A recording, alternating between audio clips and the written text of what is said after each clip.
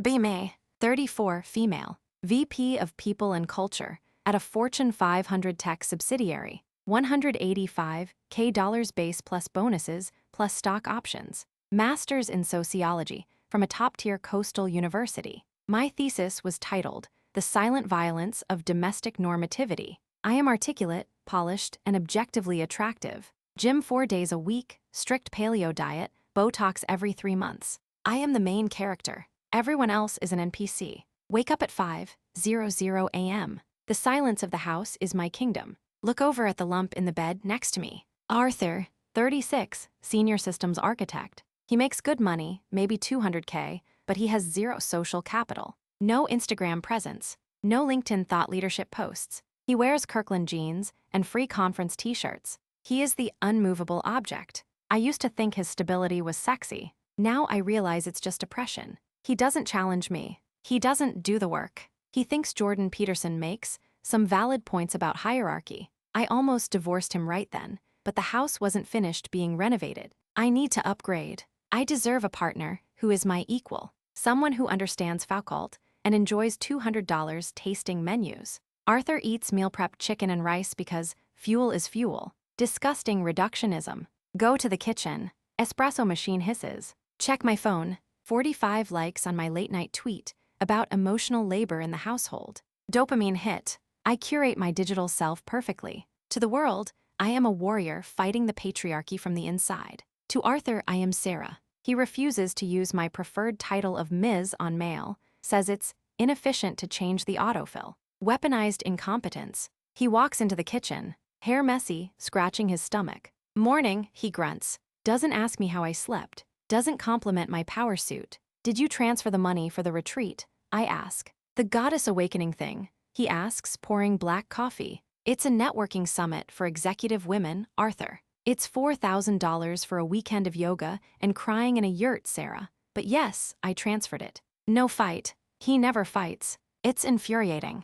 I want him to scream so I can be the victim, but he just uses logic. He treats our marriage like a server that needs maintenance. Low emotion, high uptime. It makes me feel insane. You're so cold, I sneer. I'm tired, he says. Systems migration all night. I'll be late tonight. Typical, leaving me with the mental load of the household. The cleaner comes today. The groceries are delivered. Leo is at school until 5. What load? He looks at me, eyes like calm water. I hate him. I hate that he's right. You wouldn't understand, I say, grabbing my keys. Have a good day, he says. He doesn't try to kiss me. We haven't had sex in 6 months. I tell my therapist it's because I don't feel safe with him. The truth is I'm bored. I want chaos.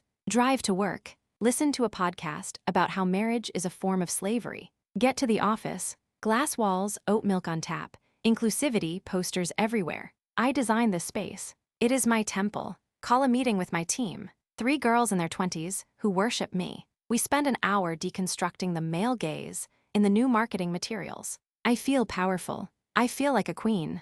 Then he walks in. Julian, external consultant, 29, tall obscure tattoos, wears rings. He's a male feminist. He reads poetry. He listens to me complain about Arthur for hours. You're shrinking yourself to fit into his box, Julian says over lunch. We are eating sushi that costs more than my first car. He's a relic, I say. He doesn't understand the fluidity of modern love. You need release, Julian says, touching my hand. You need to be seen. The affair started a month ago. It's not cheating. It's reclaiming my agency. It's a political act. Arthur represents the patriarchy. Julian represents liberation. Plus, Julian is exciting. We sneak into the supply closet. We book hotels under client relations. The thrill is electric. I go home feeling energized. I look at Arthur and feel pity. He has no idea he's living with a revolutionary. Phase 2, the collision. I decide it's time. I want the divorce, but I don't just want to leave. I want to win. I want the house, it's close to work.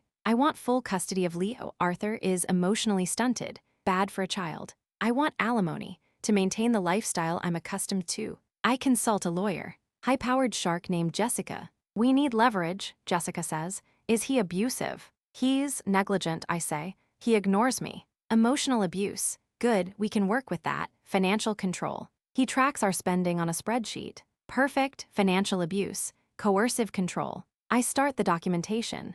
The receipt. I keep a journal. I write down every time he plays video games. Every time he doesn't do the dishes immediately. Every time he sighs. I interpret his silence as hostility. I interpret his questions as interrogation. I am building a narrative, and I believe it completely. I start provoking him. I spend $2,000 on a handbag. I leave the receipt on the counter, waiting for the explosion. He comes home, sees the receipt, checks the bag. Quality leather, he says. Did you need it? I wanted it. Is that a problem? We're over budget for the month. We'll have to pull from the vacation fund. You punish me for everything. I scream. I'm just doing the math, Sarah. X minus Y equals Z. There's no emotion in math. He walks away. I follow him. Talk to me, fight for me. I'm not going to fight you, Sarah. I'm going to cook dinner. He's a wall. I throw a glass vase. It shatters. Look what you made me do. I cry. He looks at the shards. Leo, stay in the living room.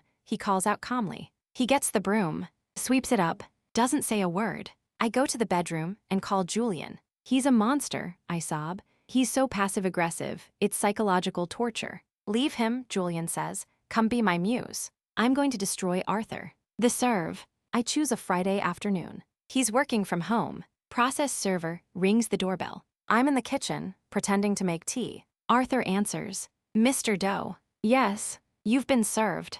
Arthur takes the envelope, closes the door, walks into the kitchen, opens it, reads the petition. Divorce, he says. Irreconcilable differences, I say, crossing my arms. I want you out of the house by Monday. No, he says. Excuse me. I'm not leaving. This is my property too. I'll move into the guest room. I'll call the police. I'll tell them I'm afraid. He looks at me. For the first time, I see something behind the calm. It's not anger. It's disappointment. Do not lie to the police, Sarah. That is a felony. He walks into his office, locks the door. I hear typing, furious typing. I assume he's emailing a lawyer. Good. Let him waste his money. I have the narrative. I have the gender bias of the court system. I have the progressive ideology on my side. He is just a straight white male in tech. He is the villain by default. The escalation. The next 3 months are a cold war. I try to turn Leo against him. Daddy is sick, I whisper to Leo. Daddy doesn't know how to love us. Leo is 6. He looks confused. Daddy fixed my Lego set, Leo says. That's just mechanical, Leo. He doesn't connect with your soul. I bring Julian to the house when Arthur is at work. We drink wine on the patio. This will all be ours soon, Julian says. I'm going to paint the walls terracotta, I say. Arthur's beige aesthetic is a war crime. Work is getting stressful. My performance is slipping because I'm obsessed with the divorce. I miss a major compliance deadline. My boss calls me in. Sarah, we need to talk about your focus. I'm going through a traumatic divorce. I snap. I need support, not criticism. We've given you support, but the engineering team is filing complaints. About what? Harassment. You called the lead dev an incel because he disagreed with your pronoun policy. He is. He's married with 3 kids, Sarah, and he's our best coder. Tone it down. I leave fuming. The patriarchy is closing ranks. It doesn't matter. Once I get the settlement, I won't need this job. I'll write a memoir. Surviving the silent man. The climax. The court date arrives. I wear white. To look innocent. Arthur wears a suit I've never seen. Tailored. He looks sharp. He has a lawyer. An older man. Looks like a grandfather. My lawyer, Jessica, smirks. We've got this. We'll lead with the emotional neglect and the anger issues. The judge is a woman. Perfect. State your case, the judge says. Jessica stands up. Your Honor, Mr. Doe is a tyrant. He controls the finances. He isolates my client. He has violent outbursts. We have testimony of broken glass. He is unfit for custody. I squeeze out a tear. Dab it with a tissue. Look at the floor. The judge looks at Arthur. Mr. Doe. Arthur's lawyer stands. Your Honor, we have prepared a rebuttal. We call it the receipt. He hands over a hard drive. Mr. Doe is a systems architect. He deals in data. When Mrs. Doe began exhibiting erratic behavior 2 years ago, he began logging.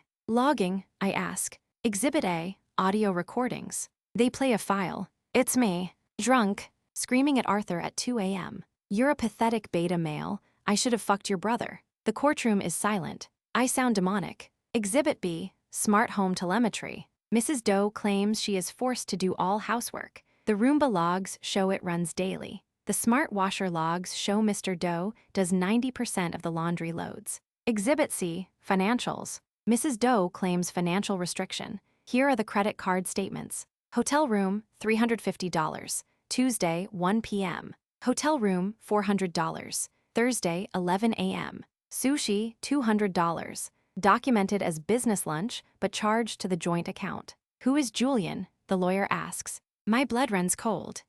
He's a colleague, I stammer. We have dashcam footage, the lawyer says, from Mrs. Doe's car, which Mr. Doe maintains. They play the video. It's the interior cam. Me and Julian. Doing things. Saying things. Arthur is such a cuck, I say on the video. I'm going to take him for everything. The judge's face turns to stone. My lawyer puts her head in her hands. This was obtained illegally, I shriek. Actually, Arthur speaks for the first time. You signed the consent form when we installed the security system for insurance discounts. Paragraph 4, Section C. He knows the terms of service. He read the terms of service. The monster. The verdict. It's a massacre. The judge is not impressed by my empowerment. Mrs. Doe, you have perjured yourself. You have attempted to defraud the court. You have committed adultery which, while not illegal, affects the alimony ruling. Custody, primary to the father. The house, awarded to the father. Alimony, denied. Child support. Mrs. Doe will pay 20% of her income to Mr. Doe. I scream. This is sexism. You're internalizing misogyny. Bailiff, the judge says. Remove her. I am dragged out. I look back at Arthur. He isn't smiling. He isn't gloating. He's just packing up his papers. He checks his watch, probably thinking about traffic. He deleted me. I am just a corrupted file he finally purged. The collapse. I lose the house. I move into a rental apartment. It has beige carpet. I hate beige. Julian stops answering my texts. I go to his office. He calls security. You're too much drama, Sarah. It's bad vibes. He was never a revolutionary. He was just a habosexual looking for a free meal. I get fired. The incels in engineering sent the court transcripts to HR. Code of conduct violation, they said. Reputational risk. I am unemployed. I am 35. I am alone. I have $40,000 in credit card debt. I try to date. I go on Tinder. I put feminist, sapiosexual, no Trump supporters in my bio. I get matches, but they aren't Arthur's. They are losers, or they are players, or they are men who want me to pay for dinner. I realize something horrific. Arthur was a high-value man. He was loyal. He was rich. He was stoic. He was a good father. And I treated him like a broken appliance. I try to call him. The number you have reached has been changed. He blocked me. The void. 1 year later. I work at a nonprofit. Awareness coordinator. Pay is $45K. I live in a studio. I see Leo every other weekend. He is different. He is calm. He dresses neatly. Daddy taught me how to code, he says. That's nice, I say, trying to hide my jealousy. Daddy has a friend named Emily, Leo says. Oh, she's nice, she doesn't yell. I don't yell. You're yelling now, Leo says. He has Arthur's eyes, analyzing me, finding me wanting. I drop Leo off. I see Emily. She is 28. She is a nurse. She is soft. She looks at Arthur with adoration. And Arthur, he is laughing. He is holding her hand. He looks at her like she is the only person in the world. He never looked at me like that, because I never let him. I was too busy fighting a war that didn't exist. I stand by my beat-up car, watching them walk into my asterisk house. The house I picked, the life I designed, but she is living it, because she followed the rules of reality. And I followed the rules of Twitter. I drive home, eat microwave popcorn for dinner, scroll through my old posts. Men are trash. Marriage is a prison. I read them and I feel sick. The cognitive dissonance shatters. I wasn't the victim. I was the villain. And the hero didn't defeat me with a sword. He defeated me with a spreadsheet. He defeated me by simply letting me be myself and documenting it. I lie in bed. The silence is deafening. No likes, no comments, no validation. Just the biological clock ticking and the realization that I am the architect of my own hell. Be me, 36, alone, and I have the receipt